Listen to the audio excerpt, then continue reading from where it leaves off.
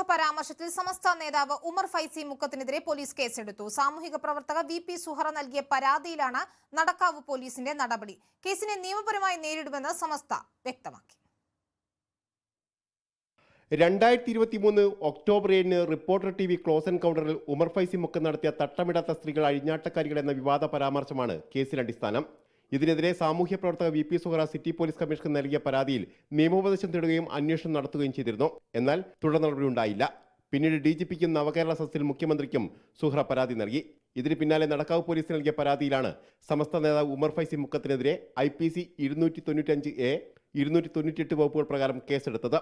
4 വർഷം വരെ തടവ് ലഭിക്കാവുന്ന കുറ്റമാണ് ചുമത്തിയത്. മുസ്ലിം സ്ത്രീകളുടെ വിജയമാണ് ഇതെന്ന് VP സുഹറ റിപ്പോർട്ടർ TVയോട് പറഞ്ഞു. മുസ്ലിം സ്ത്രീകൾ ആത്മാഭിമാനം ഇല്ലാത്ത ഒരു അന്തസ്സില്ലാത്ത ആളുകളാണെന്ന നിലയിലുള്ള ഒരു നിലപാടാണ് മുസ്ലിം മത നേതാക്കളൊക്കെ മതസംഘടനാ നേതാക്കളൊക്കെ കാണിക്കുന്നത്. അതുകൊണ്ട് തന്നെ ഇത് മുസ്ലിം സ്ത്രീകളുടെ വിജയമാണ്.